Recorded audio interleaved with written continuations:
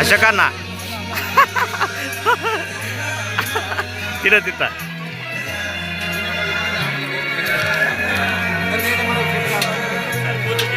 అడిగినావా అన్న అడిగిన ఇస్తారు చేస్తారు అంటే ఇస్తాను చెప్పినా అన్న ప్లేట్లు అంట తీసుకోండి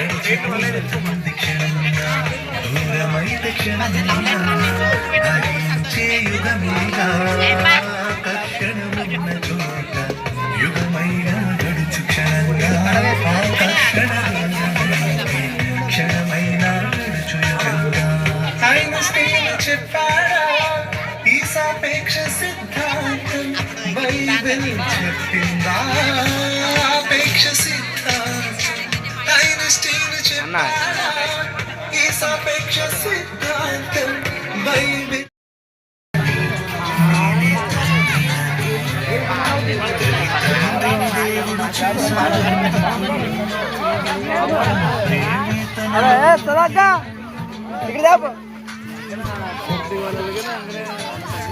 బా ప్రశాంత్ అన్న సూపర్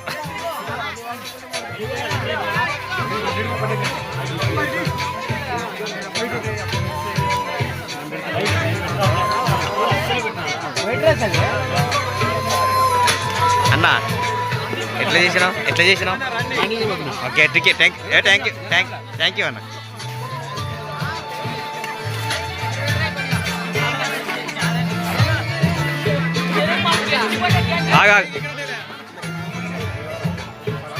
తండ్రి అంటే ఇచ్చేవాడు పిల్లలందరినీ పోషించేవాడు నీకు ఏం కావాలో ముందే తెలిసినవాడు నువ్వు అడగక ముందే సిద్ధం చేసేవాడు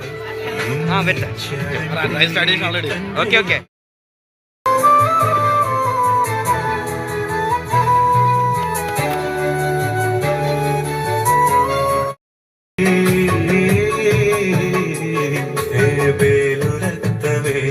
శిక్షించమని మొరపెడుతుంది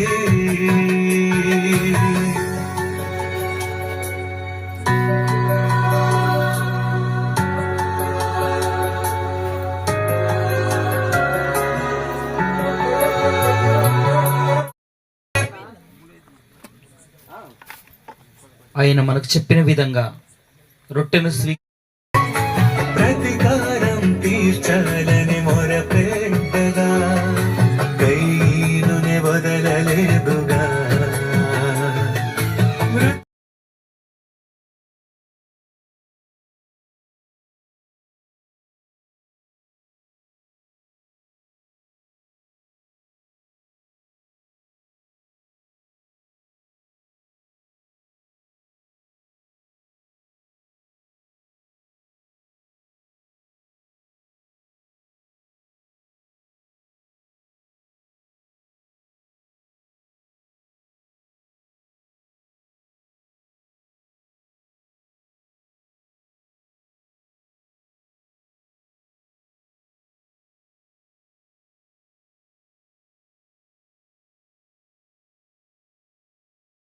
విరిచేవారుగా ఉండాలి, ప్రభు రక్తాన్ని త్రాగేవారుగా ఉండాలి, ప్రతి పాపాన్ని ప్రతి పునరుద్ధాన రోజున కడిగి వేసుకొని పవిత్రులుగా ఉండవలసిన వారుగా సంఘస్థలం అందరం మనం ఉందాం.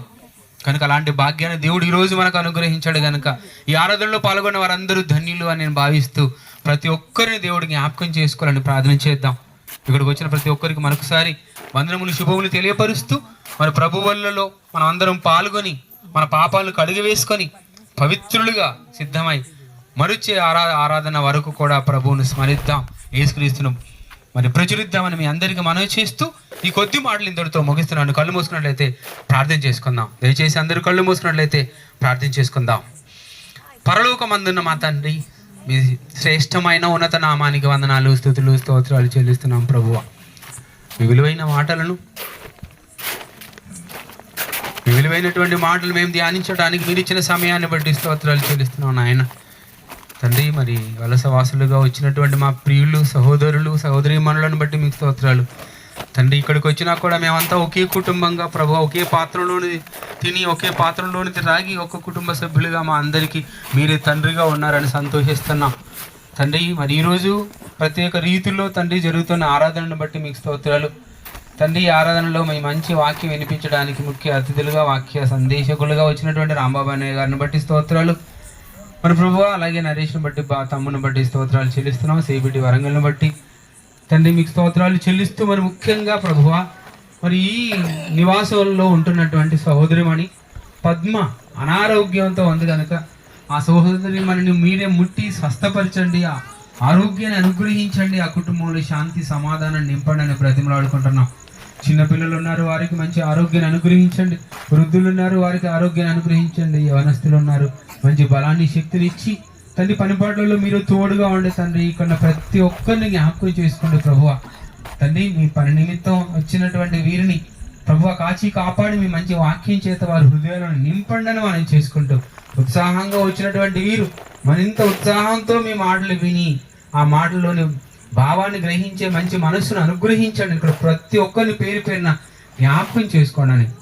మరొకసారి ఇక్కడ వారిని దీవించి ఆశీర్వదించి మీ వాక్యంలో తండ్రి భద్రపరచడానికి మనం చేసుకుంటూ చెప్పనైనటువంటి నేను మీ స్వాధీనంలో ఉంచుకొని మంచి మాటలను మాకు అందించలాగా కృప చూపడని మనం చేసుకుంటూ మరొకసారి వీరిని దీవించండి అని ప్రార్థన మీ కుమారుడు మా ప్రభు యేసుక్రీస్తు వారి పవిత్ర నామంలో ప్రార్థించి వేడుకుంటున్నాం తండ్రి, ఆమేన్.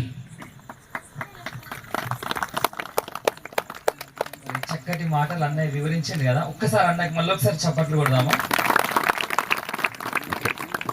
మరి మనం కూడా అన్ని దేవుడు మనల్ని కాచి కాపాడుతాడు. భయంకరమైనటువంటి పరిస్థితులలో మరి ఎంతో మంది దవాఖానాలలో అక్కడిక్కడ ఎన్నో ఇబ్బందులు పడుతూ ఉన్నప్పటికీ కూడా దేవుడు మనల్ని క్షేమంగా కాచి కాపాడుతాడా లేదా చెప్పండి. మీరు నమ్ముతున్నారా ఈ మాట? ఒక్కసారి దేవునికి గట్టిగా మనం చప్పట్లతో మనం దేవుని ఎందుకంటే రేపొద్దాం వచ్చే వారం వస్తాను ఇలా దాట వేసే తాగాలి అని అంటే వాళ్ళు ఏమనుకున్నారు చూడండి, నిన్ను తినడం ఏంటి నరరూప నరభక్ష రాక్షసులుగా ఉన్నావా, నరరూప రాక్షసులుగా ఉన్నా మేము అనుకున్నారేమో.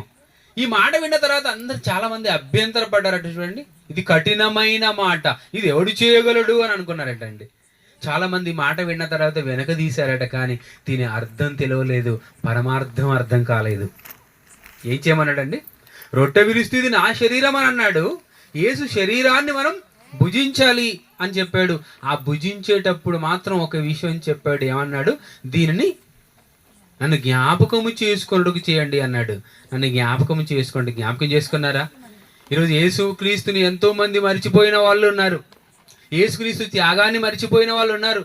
యేసుక్రీస్తు సిలువలో తన ప్రాణాన్ని ఎందుకు పణంగా పెట్టాడనే విషయాన్ని కూడా మర్చిపోయినటువంటి వారుగా నేడు అన్యులు, ముఖ్యంగా క్రైస్తవులలో కూడా కొంతమంది ఉన్నారు. దాన్ని జ్ఞాపకం చేసుకోవడానికి దేవుడు పెట్టినటువంటి విధిగా మనం దీన్ని చూడగలుగుతున్నాం.